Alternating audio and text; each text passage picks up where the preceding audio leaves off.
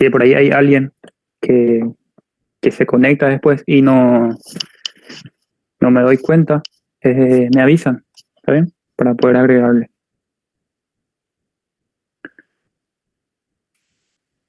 Vamos a empezar a hablar del control del flujo sanguíneo a corto plazo.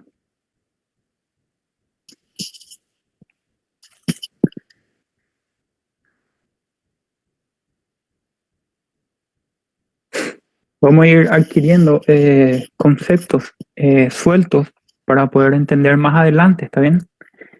Primeramente, cuando realizamos ejercicio, ustedes saben que aumenta nuestro metabolismo, ¿correcto? Esto es importante conocer, ya que vamos a hablar del control a corto plazo, ¿está bien? Entonces, durante el ejercicio, ¿está bien? Si aumentamos el metabolismo, como pueden ver acá, al aumentar el metabolismo, sí o sí va a aumentar ¿qué? Va a aumentar nuestro flujo sanguíneo, ¿está bien? Pero si queremos ser más exactos, al realizar un ejercicio, ¿está bien? Nuestro metabolismo en sí puede aumentar hasta 8 veces. Este aumento de 8 veces el metabolismo va a conllevar a un aumento del flujo de hasta 4 veces, ¿está bien? Esto es lo que podemos aumentar nuestro flujo con respecto al aumento del metabolismo.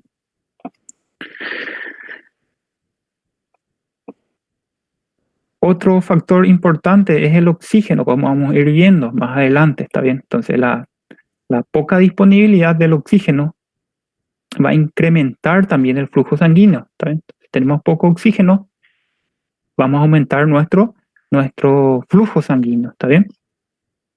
Esto se puede ver claramente en personas que viven en hipoxia prolongada, personas que viven en las alturas, personas que padecen de neumonía, ¿está bien?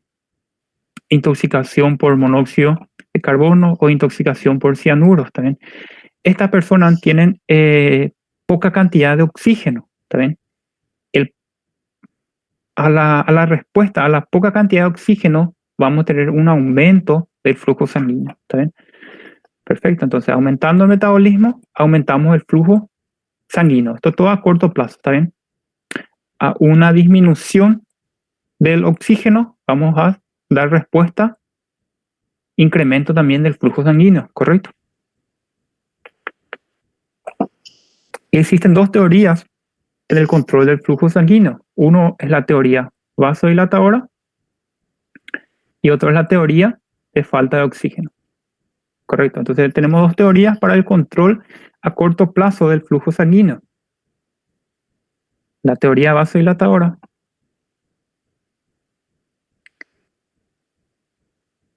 habla, y a terminar de afectar a la gente, un minuto.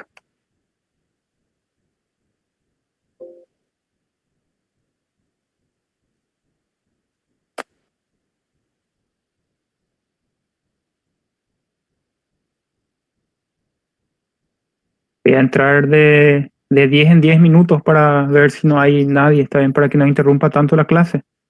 Entonces, si alguien está en espera, más o menos en 10 minutos voy a volver a controlar.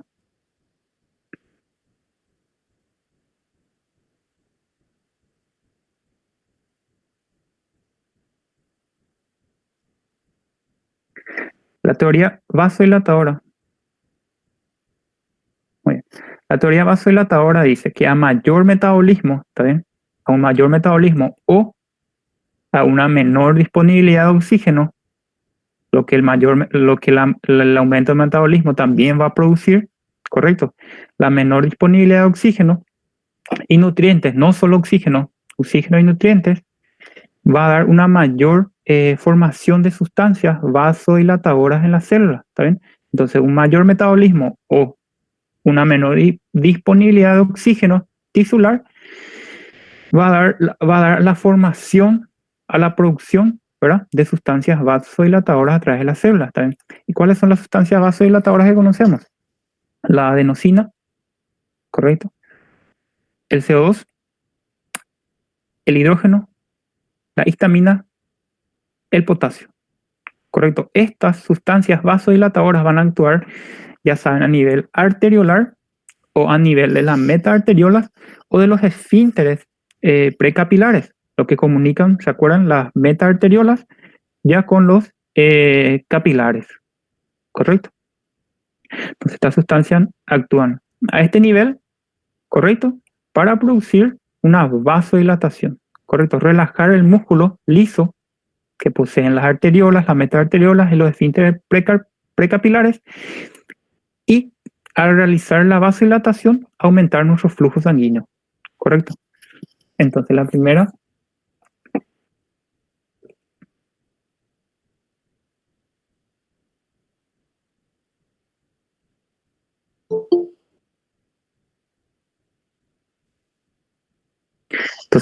teoría habla que a mayor metabolismo, ¿correcto?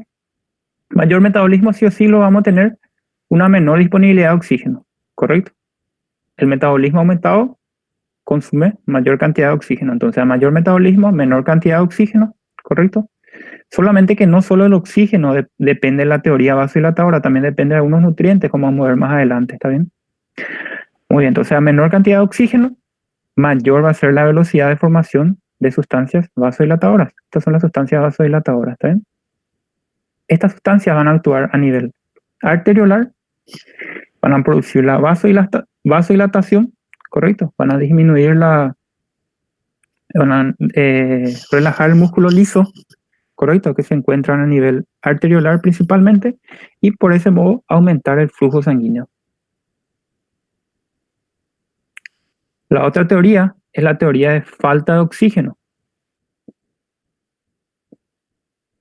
Esta es la teoría, como pueden ver, la teoría más aceptada, ¿está bien? También es denominada teoría de falta de nutrientes, ¿está bien? Porque dijimos que no solo el oxígeno participa en la vasodilatación, ¿está bien? Entonces, teoría de falta de nutrientes o teoría de falta de oxígeno, ¿correcto?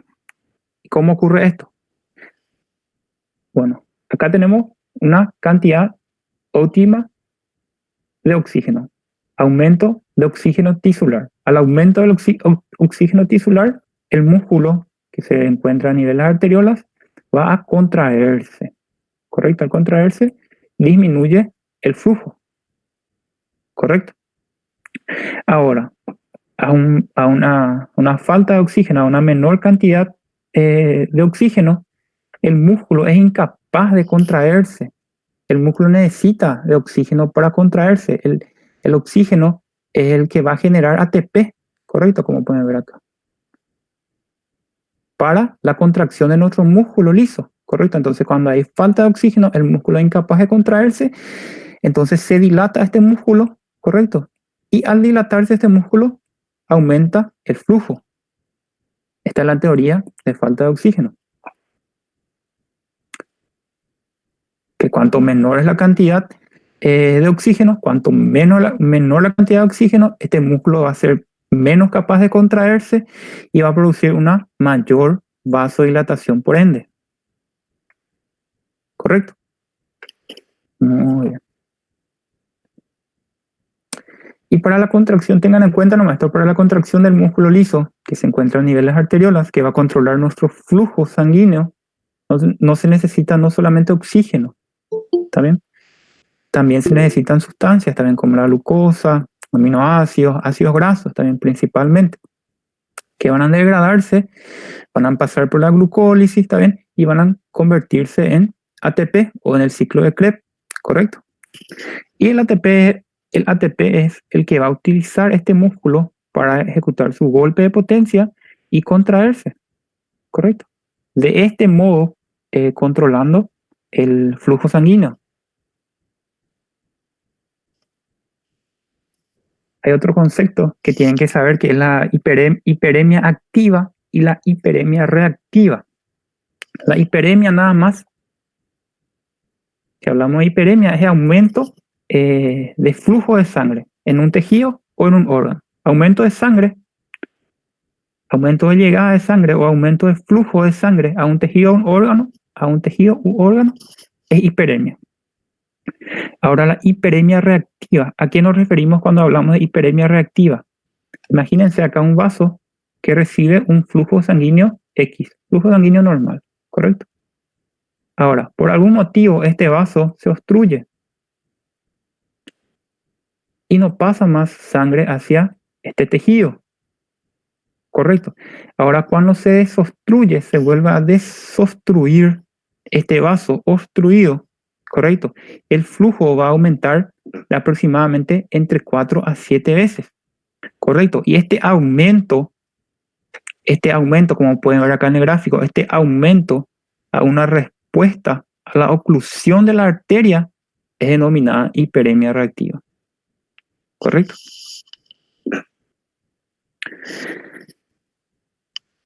Muy bien. Y la hiperemia activa es nada más que cuando aumenta, es la respuesta al aumento del metabolismo tisular, ocurre el aumento del flujo sanguíneo también. Eso es hiperemia activa, ¿correcto? Cuando el músculo hace ejercicio, aumenta el flujo, aumenta el metabolismo, se estimula el músculo y aumenta también nuestro flujo de sangre. Esa es la hiperemia activa, ¿correcto?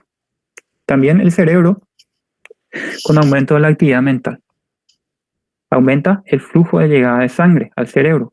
O si es el músculo que se está ejercitando, aumenta el flujo de sangre que está llegando a ese músculo, ¿está bien? En respuesta, ya sea a un metabolismo aumentado, o sea, en respuesta a un metabolismo aumentado, ¿correcto? Eso es hiperemia activa. Muy bien, la regulación del flujo durante cambios en la presión arterial.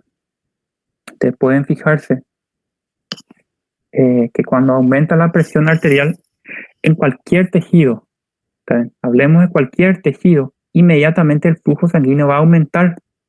Correcto, esa es la respuesta. Aumenta la PA, presión arterial, aumenta la PA, aumenta el flujo sanguíneo. Correcto.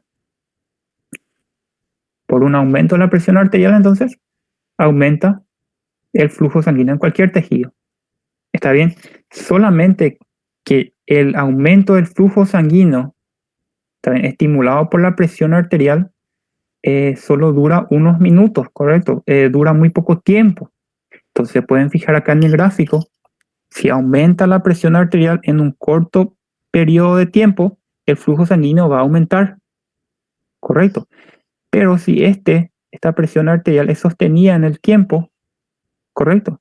No modifica el flujo sanguíneo o modifica muy poco, ¿correcto? Entonces, la presión arterial modifica nuestro flujo sanguíneo a corto plazo, ¿está bien? Tiene muy poco efecto a largo plazo. Perfecto.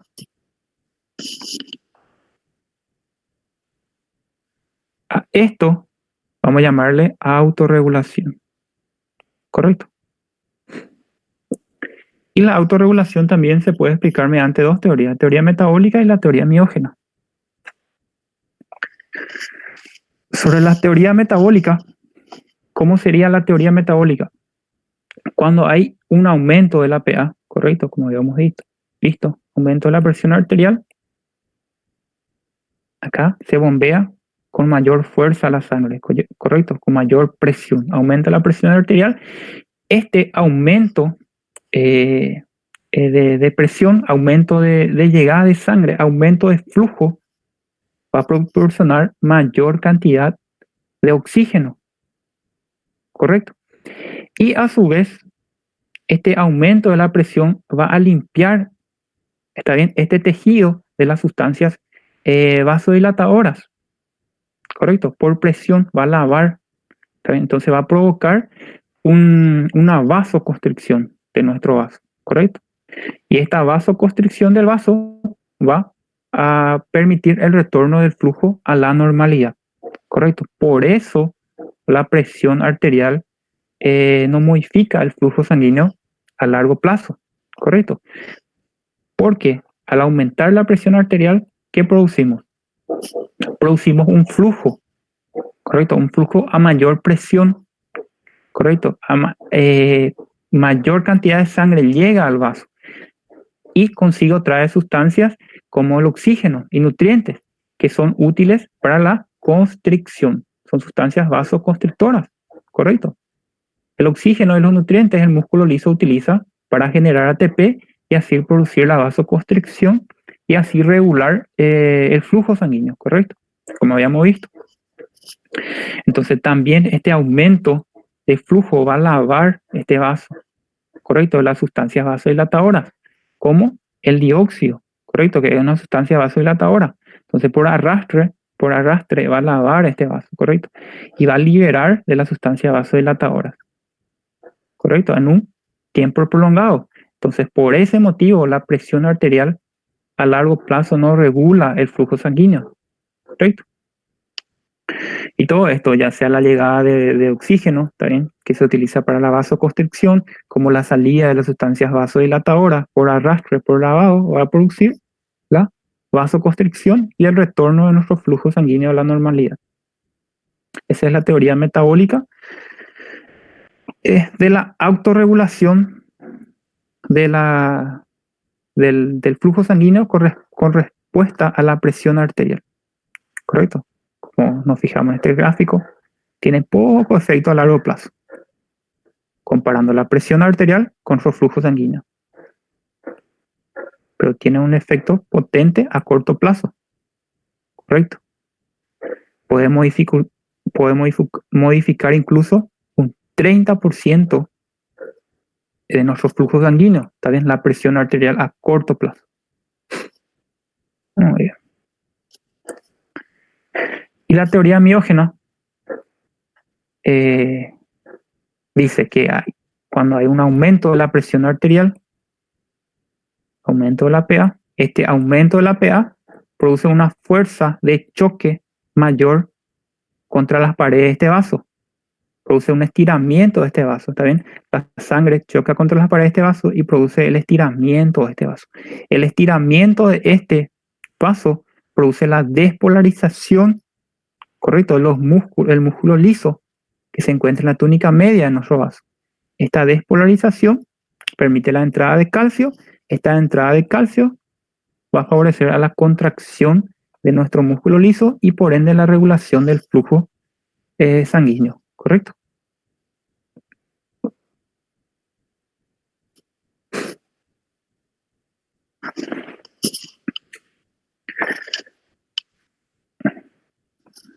Con respecto al óxido nítrico, el óxido nítrico es un base. Sí, sí, te escucho. Ah, perfecto.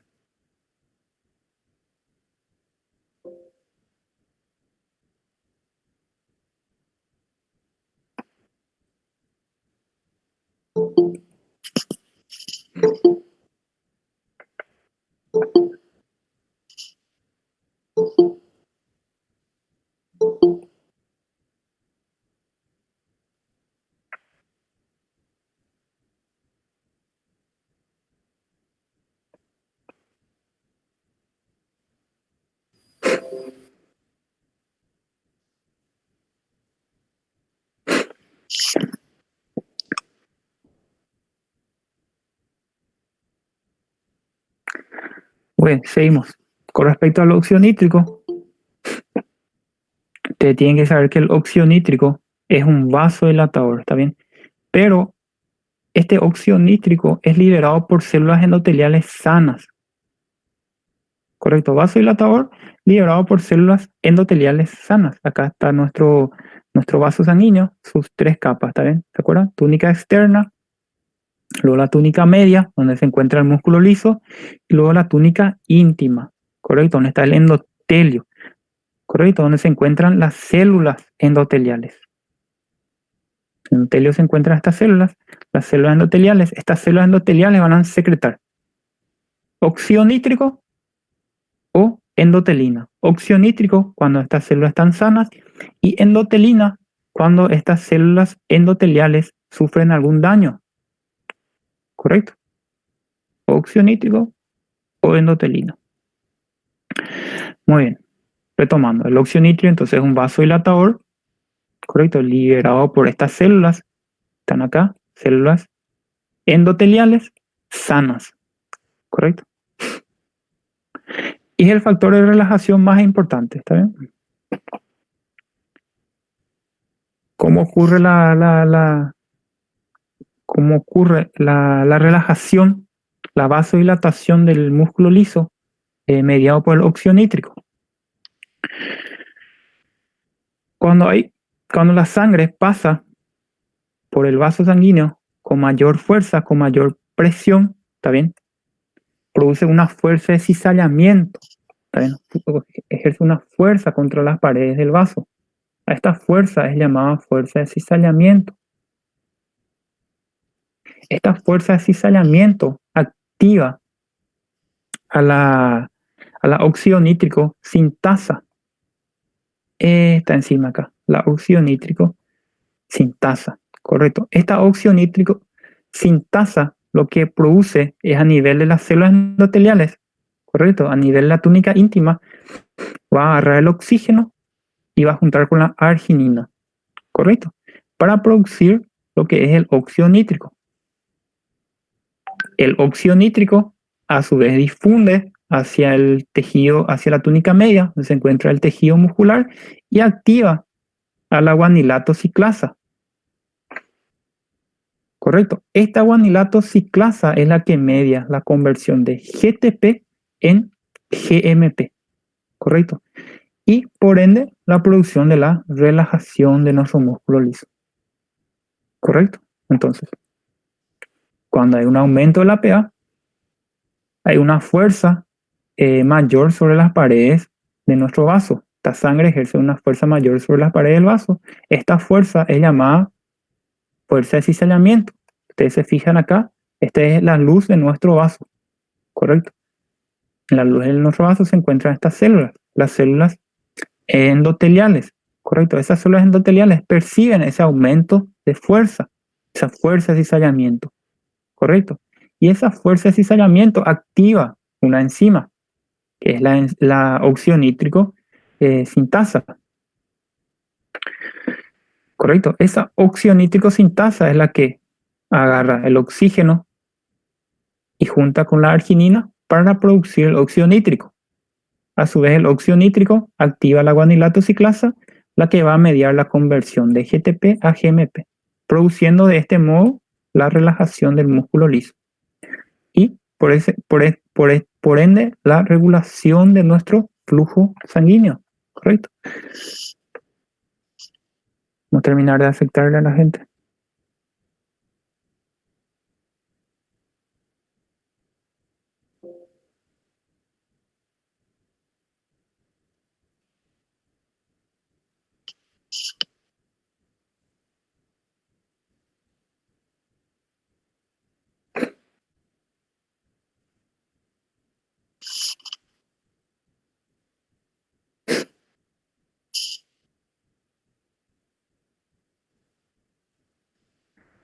Con respecto a la endotelina también es un vaso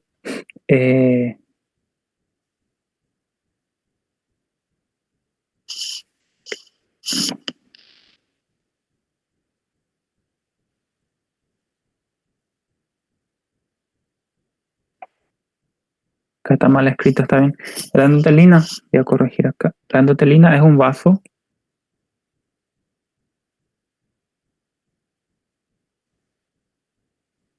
dilatador, ¿correcto?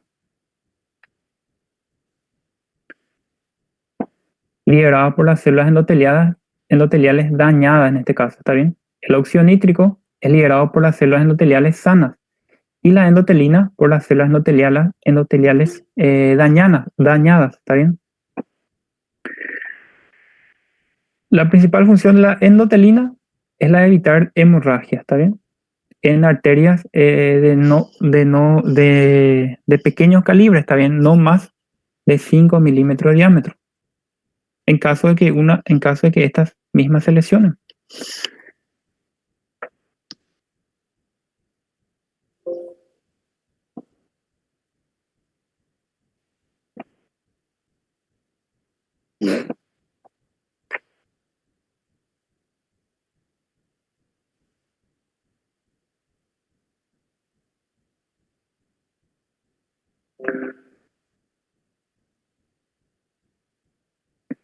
Correcto. Seguimos con el control del flujo a largo plazo.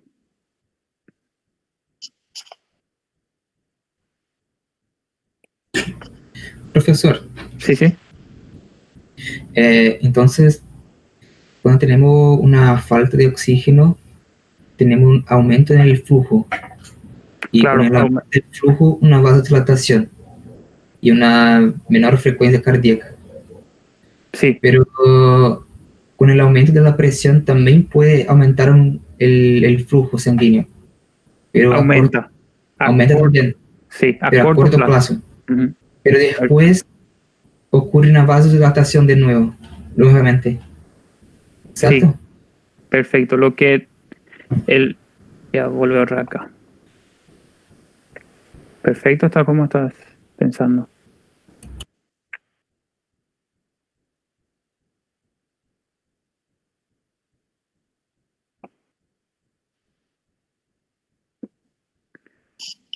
Acá. Como me dijiste, el aumento de la presión arterial, como puedes ver acá, esto va a ser nuestra, en este sentido, perdón, el aumento de nuestra presión arterial va a producir un aumento del flujo sanguíneo, ¿correcto?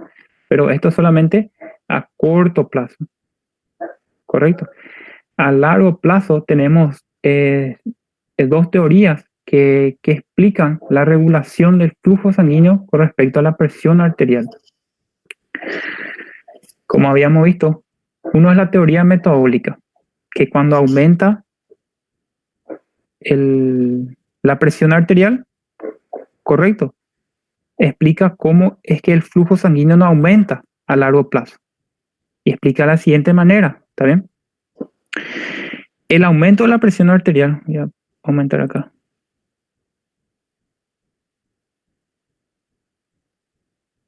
El aumento de nuestra PA, presión arterial, correcto, va a aumentar el flujo de sangre de llegada, correcto, la fuerza de llegada de sangre y el flujo de sangre en sí, correcto. Este aumento de flujo de sangre va a traer consigo mayor cantidad de sustancias eh, como el oxígeno, que son sustancias vasoconstrictoras, correcto. Para la contracción del músculo liso se necesita oxígeno, correcto. Para generar ATP y contraerse, entonces trae consigo sustancias como oxígeno, útil para la vasoconstricción, correcto. Si hay vasoconstricción, se reduce el flujo, disminuye el flujo sanguíneo, correcto. Se regula la PA, la presión arterial. A su vez, no solo trae sustancias como oxígeno, que son sustancias vasoconstrictoras, que también limpian a su paso por arrastre, lava el vaso de las sustancias vasodilatadoras, como el CO2, correcto, arrastra, lleva consigo, con un aumento, por el aumento de la PA, ¿verdad? Las sustancias vasodilatadoras y trae las sustancias vasoconstrictoras, ¿correcto? Entonces, a largo plazo, este es uno de los mecanismos de regulación de la presión arterial. Doutor, ¿Sí? entonces, por ejemplo, el oxígeno disminuye por conta de la necesidad en producir ATP, ¿cierto? Sí, disminuye por el metabolismo aumentado, porque tu oxígeno convertís en ATP, ¿correcto? Cierto. Y cuando Perfecto. aumentas tu producción de ATP, disminuís tu concentración de oxígeno. Ok. Y la otra teoría es la teoría miógena, ¿correcto? Que dice que habla del estiramiento, ¿correcto? El aumento de la PA produce un aumento de la presión dentro de este vaso. Esto produce un aumento de estiramiento de las paredes de este vaso, ¿correcto? Este estiramiento de, de nuestro músculo en sí, principalmente el músculo liso, va a producir la despolarización del mismo, ¿correcto? Al despolarizarse el mismo, permite la entrada de calcio, ¿correcto? Calcio se une con la proteína, ¿se acuerdan? Con la calmodulina y produce la contracción muscular. En este caso, contracción del músculo liso. Perfecto, así como dijiste es. Y solamente eso es lo que faltó agregarle.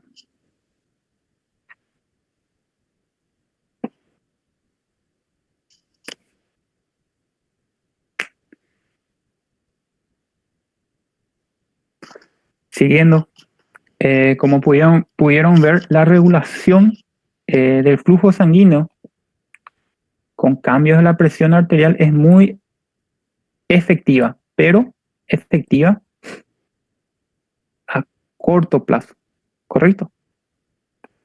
Es casi nula a largo plazo, ¿está bien? Por esas dos teorías que explican, ¿está bien? ¿Por qué la presión arterial no modifica el flujo sanguíneo a largo plazo? ¿Correcto? Pero a corto plazo sí, los cambios en la presión arterial es muy efectiva. Puede modificar hasta un 30% incluso de nuestro flujo sanguíneo total. La regulación a largo plazo. Algo muy importante que vamos a tener en cuenta en la regulación a largo plazo es la angiogenia, formación de nuevos vasos. ¿Correcto? Muy bien, entonces a largo plazo vamos a tener en cuenta la angiogenia, lo que sería el aumento de la vascularización en los tejidos, ¿correcto? Cambiar la cantidad, o sea, producir nuevos vasos. Y acá, para explicar cómo funciona eso, para explicar cómo funciona la angiogenia sobre el control del flujo a largo plazo, ¿correcto? En un laboratorio se demostró lo siguiente. Se utilizaron dos ratas de laboratorio, ¿correcto? La rata A, la rata B. A la rata A se le estimuló, ¿correcto? Una de sus patas, ¿está bien? El músculo de una de sus patas se estimuló por aproximadamente 30 días, ¿correcto? Luego se observó el ratón A y el ratón B. Si ustedes se fijan,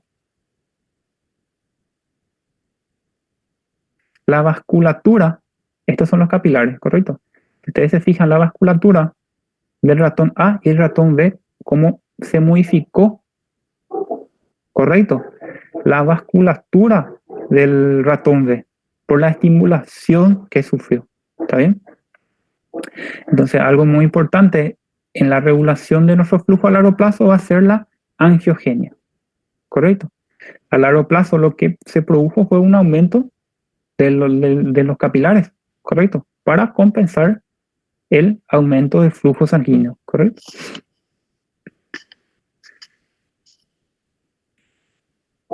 Con respecto al oxígeno en la regulación a largo plazo. A corto plazo ya vimos la función del oxígeno, muy importante, ¿correcto? Solamente que a largo plazo también cumple un papel importante en la regulación. Esto se ve principalmente en los que viven en las alturas, ¿correcto? Que debido a una hipoxia prolongada produce una nueva vascularización, un aumento de la vascularización, lo mismo que vimos acá.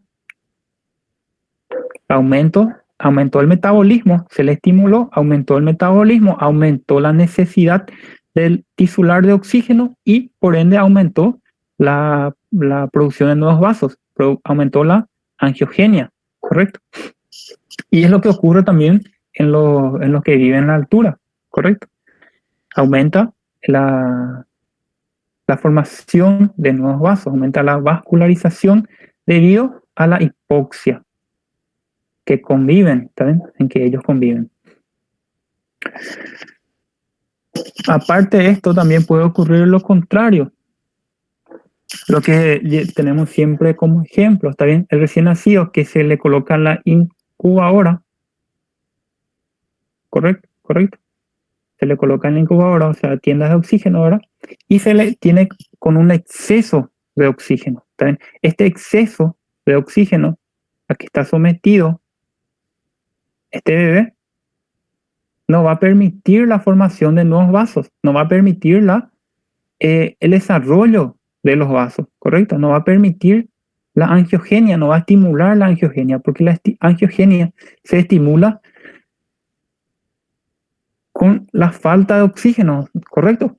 Y si vos le das mucho oxígeno, ¿correcto? A esa criatura, no vas a estimular la angiogenia.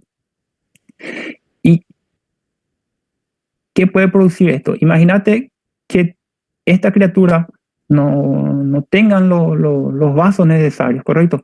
La angiogenia no fue estimulada, pero una vez sacada de esta incubadora, correcto, de esta tienda de oxígeno, esta criatura va a estar sostenida a un nivel de oxígeno muy bajo comparado a donde estaba, correcto.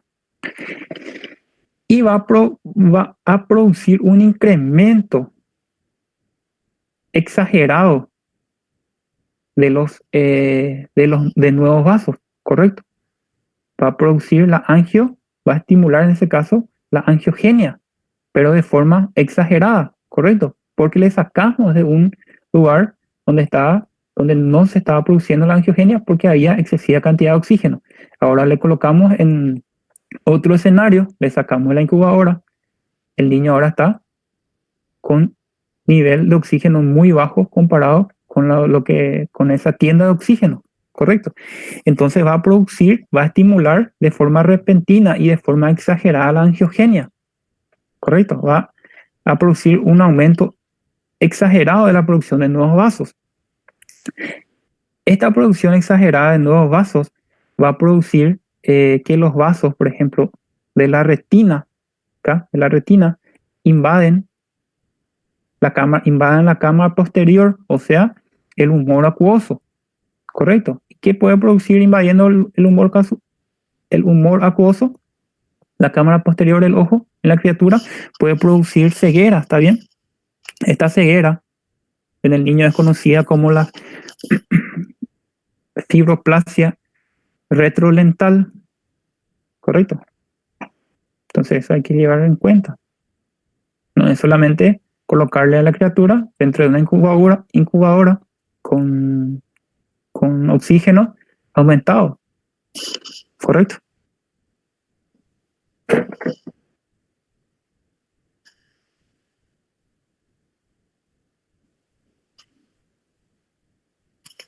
Con respecto a los factores de crecimiento vascular, sabemos que la deficiencia o el déficit de oxígeno, correcto, la poca cantidad de oxígeno o nutrientes, como ya habíamos hablado, va a producir la formación de factores angiogénicos, correcto, factores de crecimiento.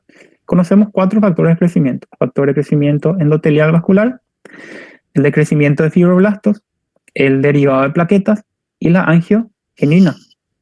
Son factores angiogénicos, factores de crecimiento, ¿saben?, que se estimula con la falta de oxígeno o falta de nutrientes para producir nuevos vasos, correcto, favorecer el crecimiento de vasos.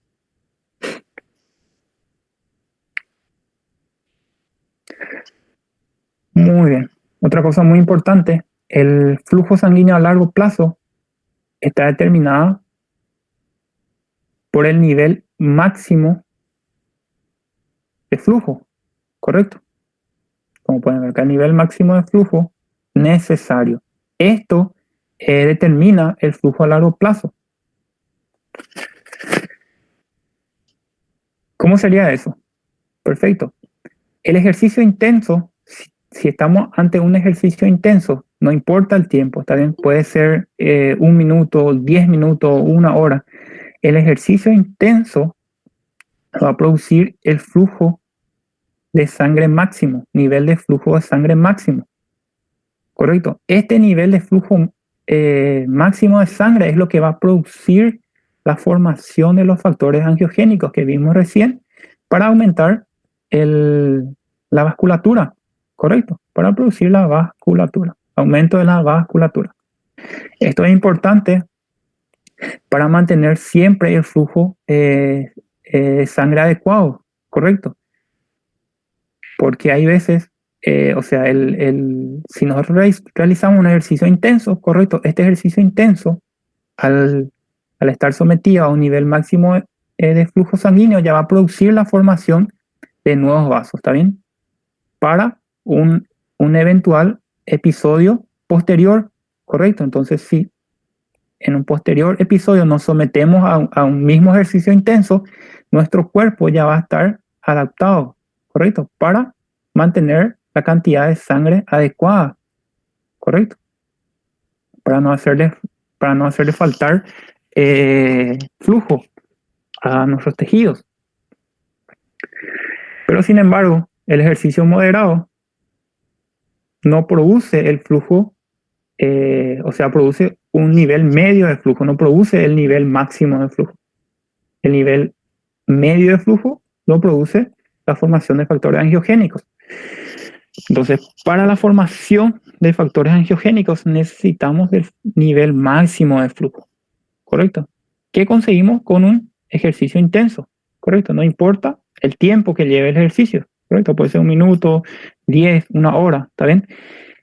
Solamente que tenemos que llegar al nivel máximo de flujo para producir nuevas formaciones, o sea, factores angiogénicos, para producir el aumento de los vasos, ¿correcto? Para producir la angiogénesis. Entonces, resumiendo, a largo plazo, la regulación del flujo a largo plazo está determinado por este factor, ¿correcto? Que es el nivel máximo de flujo. ¿Cómo conseguimos el nivel máximo de flujo? Con el ejercicio intenso. Tenemos el nivel máximo de flujo cuando hablamos de los músculos, ¿correcto? Ahora, con respecto al desarrollo de la circulación colateral. Profesor, Sí, sí. tengo una pregunta sobre la formación de los vasos. Sí. Por ejemplo, si yo estoy algún tiempo haciendo el ejercicio intenso, Uh-huh. voy a generar la formación de nuevos vasos. Sí, correcto. Y después de algún tiempo, por alguna cosa casualidad, yo mantengo un ejercicio moderado Uh-huh. y no hay más producción de los vasos. No, solamente Si los vasos que se formaron antes van a atrofiar o van a continuar en funcionamiento. continúan justamente para mantener el flujo adecuado cuando vos estés ante un estrés máximo, ¿correcto? Ante un trabajo extremo, ¿correcto? Entonces el cuerpo ya va a estar adaptado para eso. Para eso sirve la formación de nuevos vasos. Entonces, si vos realizaste un ejercicio intenso, vos produciste los factores angiogénicos, ¿correcto? Que van a aumentar tu vasculatura, ¿correcto? Para un posterior episodio, ¿está bien? Entonces, de este modo, el tejido siempre va a tener el flujo de sangre adecuado. ¿Se entiende? Sí.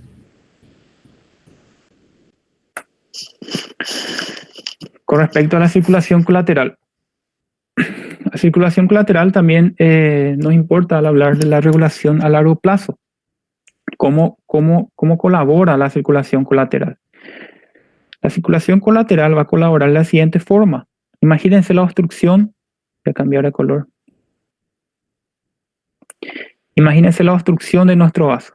¿Está bien? Puede ser una placa, correcto. Placa de colesterol, correcto. Una placa ateromatosa, que es lo más frecuente. Obstruye nuestro vaso. Al obstruir nuestro vaso, disminuye el flujo de sangre, correcto. A este lado. Correcto, acá está la placa. A este lado se disminuyó el flujo de sangre. Por ende, esta disminución del flujo de sangre va a llevar a una disminución de los niveles de oxígeno, ¿correcto? De este lado del tejido. ¿Correcto? Para compensar esto, lo que produce el vaso sanguíneo es la formación de la circulación colateral, ¿correcto? Formación de vasos colaterales. Para poder compensar los niveles de oxígeno de este lado del vaso, para permitir el flujo de sangre normal, correcto, hacia el lado afectado. Solamente que esta circulación colateral lleva tiempo para formarse, correcto, lleva semanas o incluso meses para producirse la circulación colateral, correcto.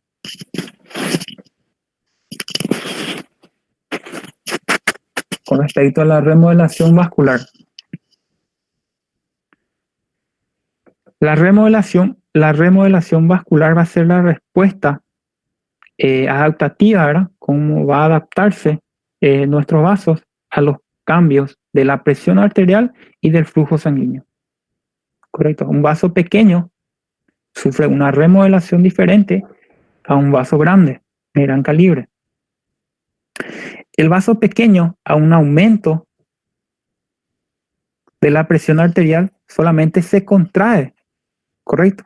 Al contraerse, disminuye su diámetro